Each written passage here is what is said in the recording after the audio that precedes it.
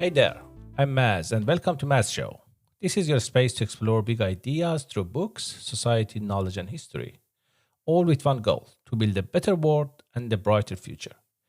If you are curious, reflective, and ready to grow, you're in the right place. So tap follow, hit subscribe, and let's get thinking.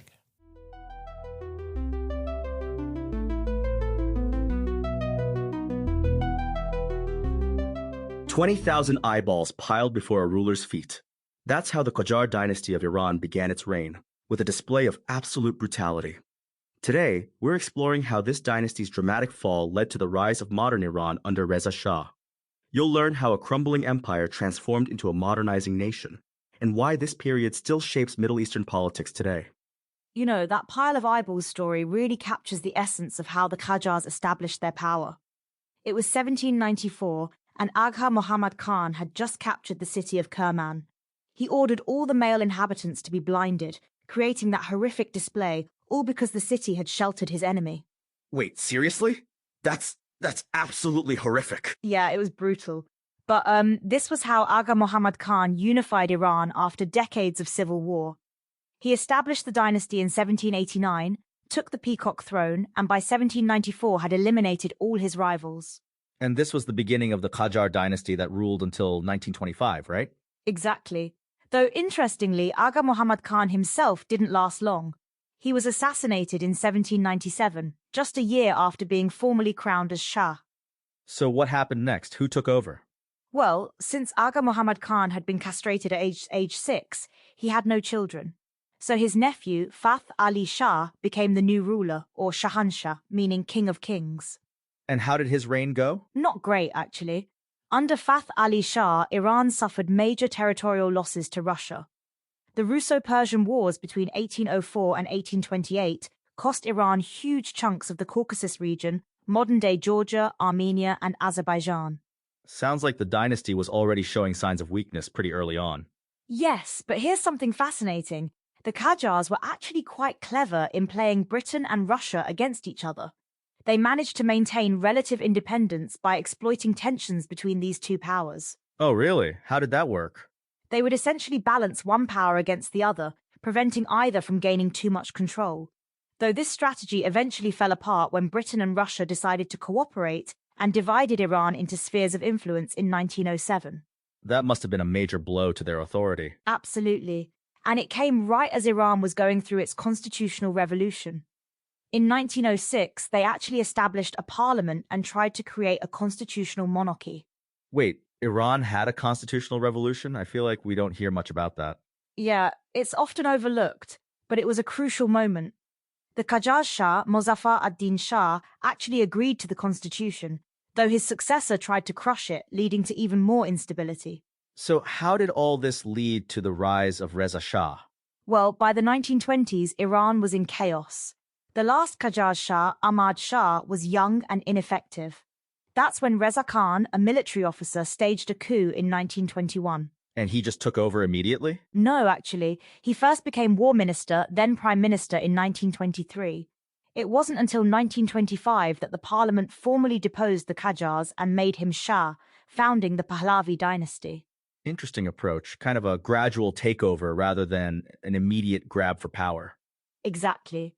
And once in power, Reza Shah launched an aggressive modernization program. He built railroads, established a national education system, and tried to centralize power in ways the Qajars never could. How did people respond to these changes? It was mixed. The reforms brought progress but also disruption. He forced nomadic tribes to settle, which caused significant social upheaval. And his cultural reforms, like restricting traditional dress, weren't popular with everyone. Sounds like he was trying to fundamentally transform Iranian society. That's right. He wanted to create a modern, centralized state, but his methods were often heavy-handed, and he faced resistance from traditional power structures, especially religious leaders. Did any of these reforms actually last? Many did. The educational system he established, the bureaucracy he created, the infrastructure he built, these formed the foundation of modern Iran. But he didn't stay in power forever, right? No, ironically, he fell to the same foreign powers that had helped weaken the Qajars. In 1941, during World War II, Britain and the Soviet Union forced him to abdicate because they worried about his German sympathies. History really does have a way of coming full circle, doesn't it? Absolutely. And you know what's fascinating? We're seeing similar themes play out in Iran today. How so? Well, just look at recent events. The current crown prince, Reza Pahlavi, has been calling for democratic transition in Iran, echoing some of the same modernization themes his grandfather, Reza Shah, promoted. That's a really interesting connection. The struggle between tradition and modernization continues. Exactly. And just like in the 1920s, we're seeing debates about Iran's identity and future direction. Let's go back to the Qajar period for a moment. You mentioned they moved the capital to Tehran. Why was that significant? That was actually a brilliant strategic move. Tehran was chosen for its central location, allowing better control over both northern and southern regions of Iran. And it's still the capital today, right? Yes, and it's grown from a small village near the ancient city of Ray into one of the largest metropolises in the Middle East. Speaking of growth, how did the Qajars handle modernization before Reza Shah? They actually did attempt some reforms, particularly in education. They increased connections with the West and introduced modern schooling, but they couldn't match the pace of change happening globally. So would you say their failure to modernize quickly enough led to their downfall? That was definitely part of it, but they also faced enormous external pressures from Britain and Russia that would have challenged any ruling dynasty. And then Reza Shah came in with his rapid modernization program. Right. But it's important to note that his reforms, while more successful, also created their own problems. The rapid pace of change led to social tensions that would surface later. It seems like finding the right balance between tradition and progress has always been challenging for Iran. Absolutely. And that's really the key theme here. Whether under the Qajars, Reza Shah, or today, Iran has constantly grappled with how to modernize while maintaining its cultural identity. Did Reza Shah's reforms affect all parts of society equally? No, and that's a crucial point. His reforms particularly impacted tribal and rural communities, often negatively. His forced sedentarization policies disrupted traditional lifestyles. That must have created some serious resistance. It did, especially among ethnic minorities like the Kurds and Baloch peoples. Many were forced to relocate or adapt to new ways of life. How did he handle that resistance? Usually through force. He had a very centralized vision for Iran and wasn't particularly tolerant of regional autonomy or cultural differences. Sounds like he was quite authoritarian in his approach. Very much so. He believed strong central authority was necessary for modernization, but this authoritarian streak ultimately contributed to his downfall. What about the economic impact of his reforms? Well, he did achieve significant industrial development and infrastructure improvements, but the benefits weren't evenly distributed, and many rural areas actually suffered economically. It's fascinating how these historical patterns keep repeating. They really do. The tension between centralization and local autonomy, between rapid modernization and traditional values, these are still major issues in Iran today. As we wrap up, what would you say is the most important legacy of this period?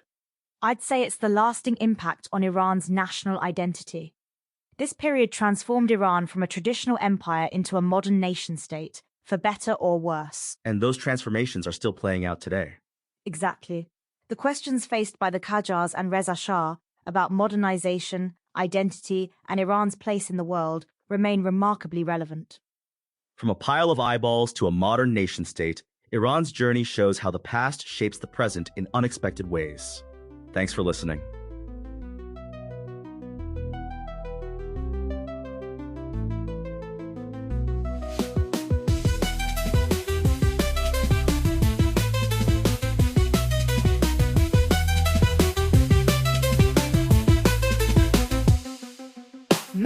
Show, let's go, open up your mind and grow.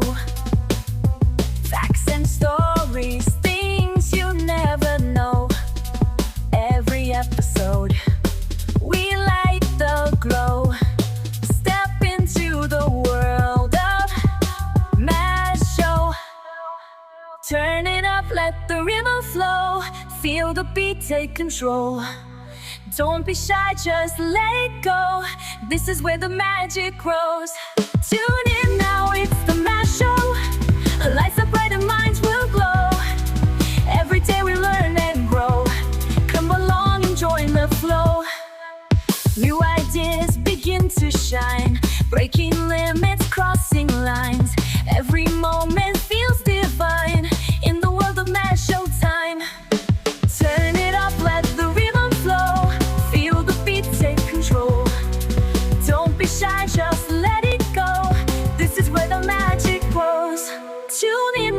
it's the Mass Show.